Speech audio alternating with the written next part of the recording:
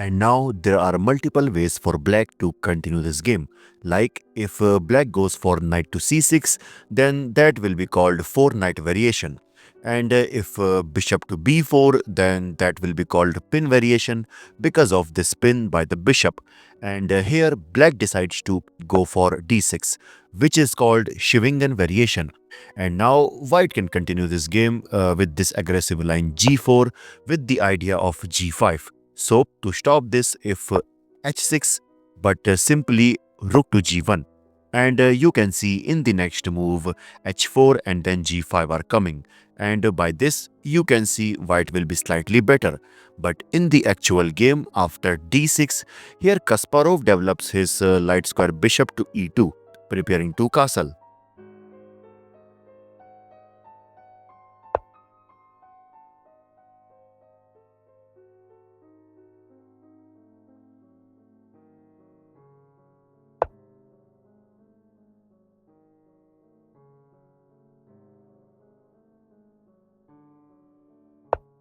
And after that, here Kasparov strikes with f4, taking firm control over the e5 square and also gaining the space in the center. And here white can go for f5 or e5 anytime. But here black can counter with the e5, attacking this knight. And so let's suppose if white simply capture on e5, simply d takes e5, attacking this knight. And let's suppose if this knight goes to f5, which targets this bishop, but simply bishop takes f5, e takes f5, and now comes h6, covering the g5 square so that this bishop can't enter. But simply white will exchange the queen first, and after that bishop to f3, targeting this b7 pawn, but simply knight to c6, and you can see black successfully counters all of the white attacks. And you can see this is slightly better for black due to the complete development of pieces. Okay, so after the move f4, yup, here black decides to develop this knight to c6, eyeing the e5 square as well as going to b6. And you can see this queen can anytime go for a b6 square. So that's why here Kasparov decides to develop his another bishop to e3, supporting this knight.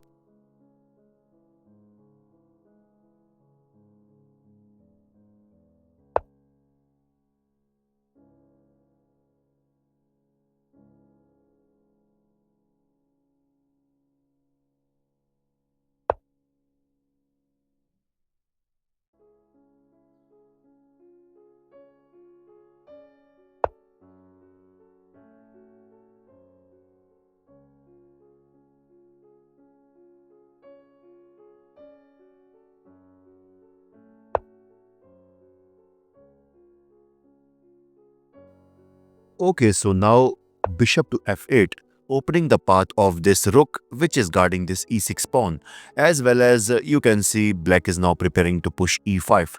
So that's why to stop this, knight to f3 by Kasparov.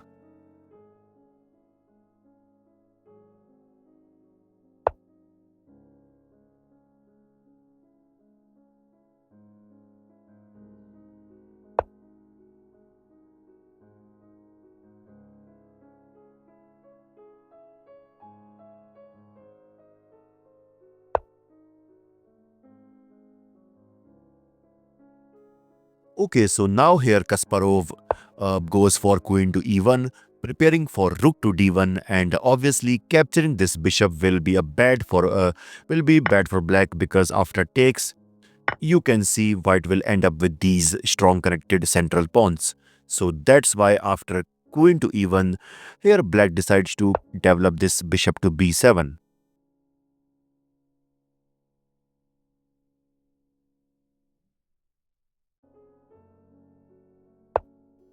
Okay, so now queen to h4, and now it's better for black to just push b5. And basically we are doing this so that we can open the a file. And if white captured, and now you can, and now rook to d1 is recommended for white. Because let's suppose if he tries to exchange the rooks, and now you can see this strong bishop supported by this queen, which is creating immense pressure over this e4 pawn, with the support of this knight, obviously. And let's suppose if knight takes b5, with the idea of this knight to c7 fork, but black will simply go for rook to b8. And since the pressure is maintained on this e4 pawn, if white pushed e5, hoping that now he is out from any threat, but now comes bishop takes f3, g takes f3, d takes e5, f takes e5. And now just look at this position carefully. You can see this bishop is protecting this knight on b5. So if we want to capture this knight, first of all, we have to capture this bishop by knight takes d3. And let's suppose if white captured on f6, simply rook takes b5, c takes d3, and after that g6. And then you can see this position is slightly better for black due to the complete control on the queen side, whereas this bishop on f8 is perfectly placed, covering the important g7 and g6 diagonal, so that white cannot set up any mate. But in the actual game, after queen to h4, yeah, after this move, here black goes for knight takes d3.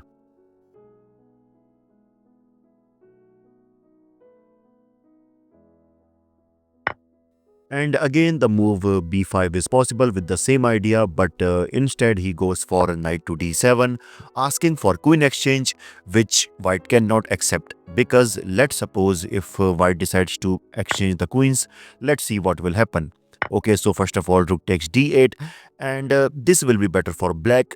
But why? But why? Let's suppose if white goes for rook at f goes to d1, defending this pawn, but now comes f5, attacking this e4 pawn. And if e takes f5, e takes f5, bishop to f2, because this is targeted. And because of and you can see this black has this bishop pair, and this rook are already sitting on the important central files. White on the other hand has a few long-term issues, which are this weak isolated pawn on d3, as well as this f pawn is pushed pretty far. So that's why after seeing all of this, after knight to d7, here white brings this queen back to g3.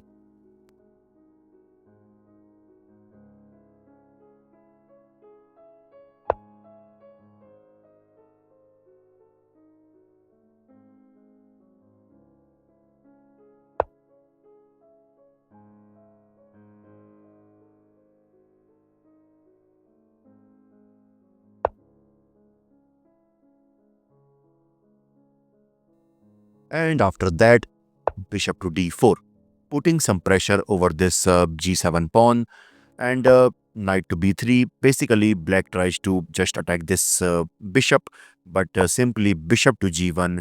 And now black can consider pushing d5, creating excess pressure over this e4 pawn, as well as threatening to push d4. So that's why, let's suppose after takes, uh, obviously, capturing with the e-pawn might not be a good idea because of the move knight to d4. So that's why if bishop takes d5, knight takes d5, queen takes d5, bishop takes b6, but simply black will attack this bishop. Bishop goes back to e3, rook to b4, and now no one can protect this a4 pawn, because if you try to defend this by rook, then simply queen takes d3, and by this you can see this game will be equal for both.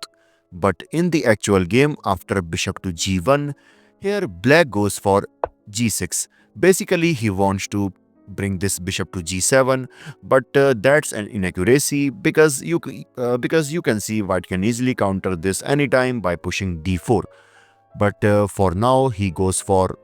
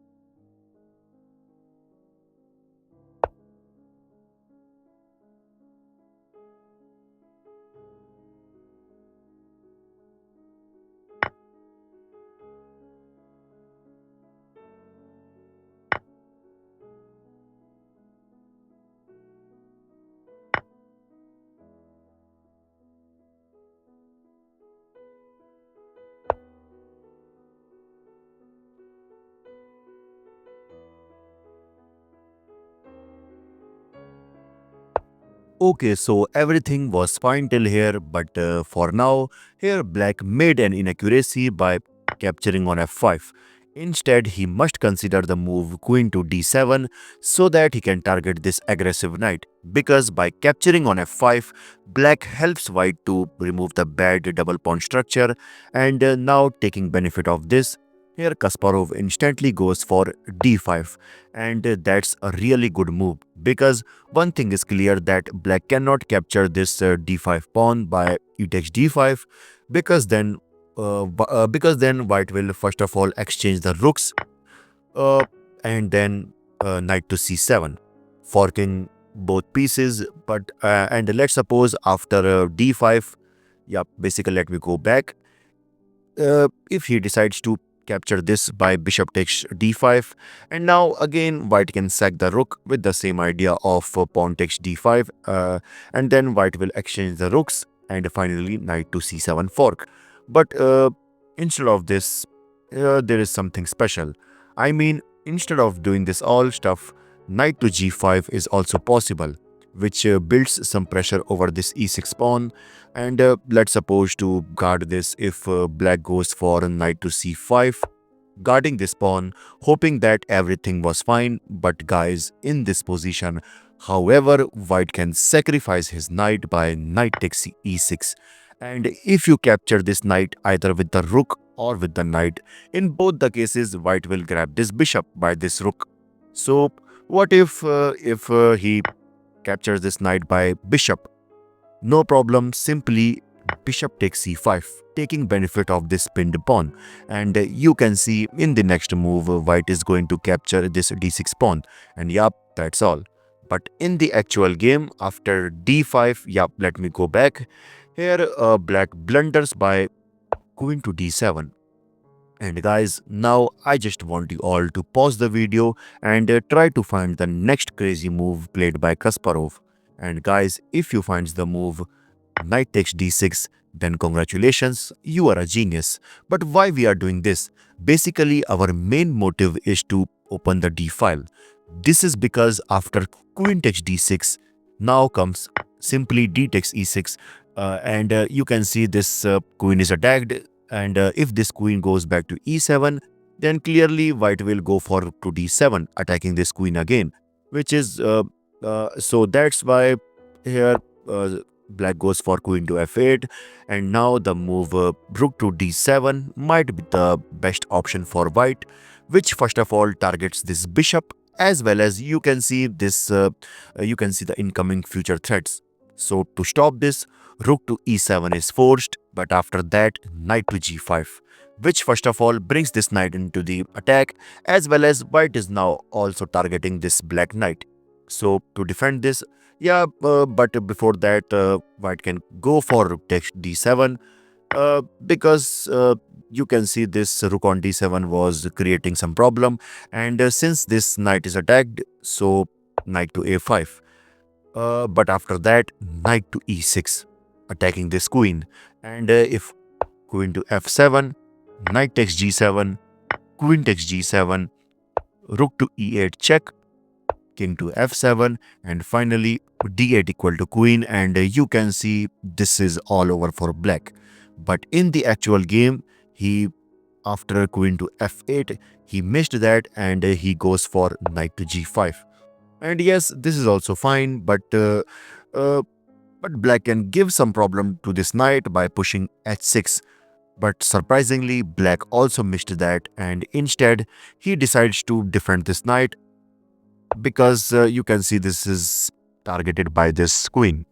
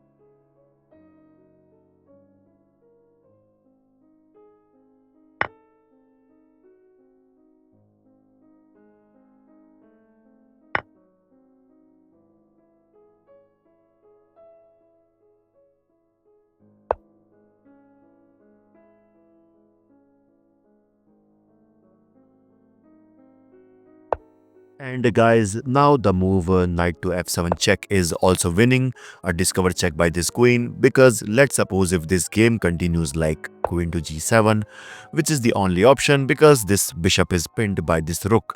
And after that, knight to h6 check, king to h8, queen takes g7 check, king takes g7, and after that knight takes f5 check. And you can see this is all over for black. But in the actual game, after bishop to f8, here Kasparov goes for